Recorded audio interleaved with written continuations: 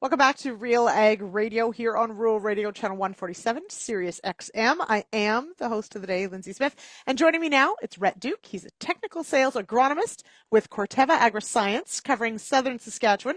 Welcome here, Rhett.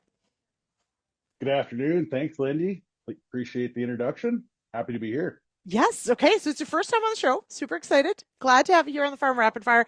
We are going to talk about, we are mid-January, if you can believe it. And it does sort of feel like spring will be here before you know it. So what right now is keeping you busy helping with that planning process for 2025, getting that crop at the ground? Yeah, for sure. So at this time of the year, in my role as a technical sales agronomist, really starting to chat with both retails as well as farmer customers around the importance of planning for pre-seed weed control. Yeah, So part of that is a huge one. Yeah, for sure. And I think, part of that, one of the main messages we have here at Corteva and, common knowledge in the agronomy segment is that the importance of that application is absolutely paramount in producing a high yielding crop. So thinking about, sometimes we don't have the greatest conditions at seeding. We always hope for the best conditions. We want some moisture, but then we want the rain to stop so we can get the crop in. And sometimes that window is tight. But what is the risk of not doing that pre-seed pass if, if we're in a tight window?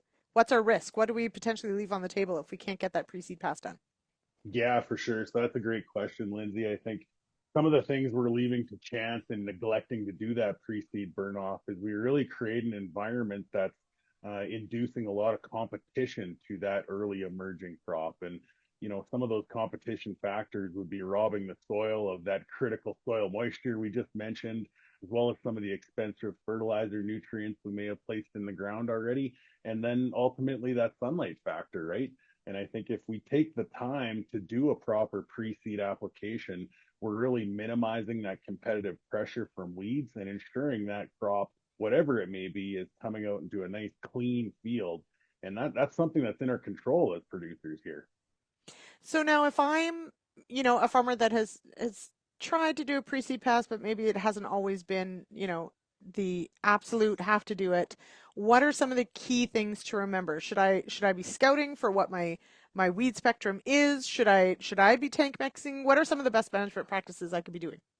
Yeah, 100%. So I think first and foremost is just trying to put a plan together before we get into the busy season, right? It's often common for my position as you get very close to the season and people are thinking about loading up with just Group 9 glyphosate by itself. And I think that poses a huge risk to not only letting herbicide resistant weeds proliferate within the field, but also, leaving that overall herbicide efficacy to chance. And I think in a lot of cases where we're selecting value add products, examples of stuff here from Corteva, stuff like Corex 2 ahead of the cereal acre, or even Prospect ahead of canola, really help to alleviate some of that Group 9 selection pressure from when we are spraying glyphosate by itself.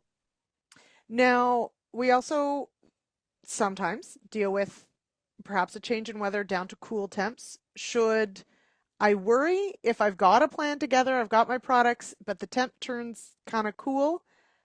Would I delay? Or if it's dry enough, do I go? This is a tough question when time is tight. Yeah, yeah. So this is a common one, and quite frankly, one we seem to always be up against here in Western Canada is those dry, cool conditions. But I guess from my chair, I've never had customers come back and say, "Man, I really regret taking that pre-seed application down." It's always the opposite. It's, "Oh, you know what? I'm staring down the barrel of 2 to 3 leaf crop, and I'm looking at coming in for my in crop pass, and you know what? I already have flowering size and stage of weeds out there, so." I think it's really, really important that pre-seed application. It just takes a lot of pressure off that. In crop one allows us to kind of start clean and stay clean. So one other thing to consider when we're making those applications under dry and cool conditions, which we're typically up against here in Western Canada, is that we still need to have actively growing weeds out in the field. And one of our proprietary active ingredients here at Corteva Agriscience, the RLX Active, is specifically designed and proven under those adverse weather conditions. So A couple of products we have here at Corteva, Paradigm Free, as well as that Prospect product I mentioned, those would be excellent options when we're up against those conditions. Now, in thinking about, so you obviously cover a big part of the province. Generally speaking, here we are, sort of, approaching midwinter, we'll call it.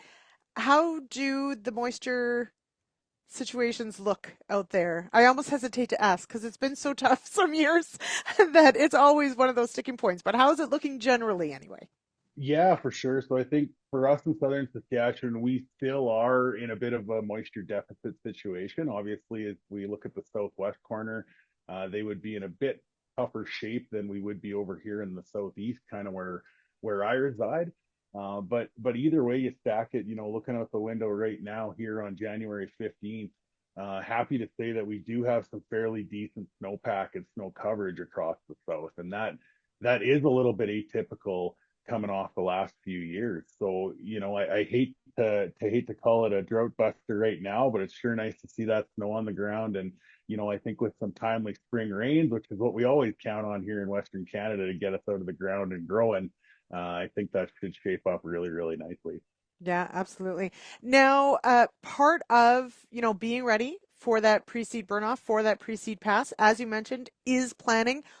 What beyond products, which I think is really key, and you've touched on, making sure that you've chosen the right product for that field. What else goes into that planning process as far as getting product in place in time? Are we anticipating that we might be short on anything, or is it just we've still got time, but call your retailer and get things in place? Yeah, no, I think we still have lots of time here now on January 15th. Definitely not anticipating any product shortages in terms of that pre-seed herbicide category. But I think the best thing growers can do for just peace of mind, knowing that they have that part of the plan kind of cooked and baked before we head into the busy season, is to make that call to the retail or your product agronomist and just make sure you talk through that plan. And I think outside of considering, okay, what crops am I growing? What's the primary weed spectrum am I going after?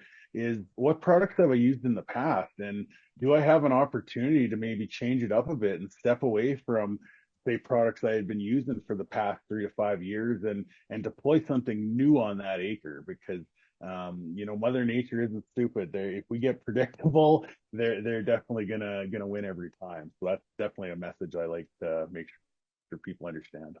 Keep Mother Nature guessing. I like it. Yeah. That's right. Yeah, not predictability. Okay, I love it. All right, Rhett, thank you so much for joining me on the show. Really appreciate it, and good luck with the planning season. Awesome. Thanks so much, Lindsay. Appreciate it.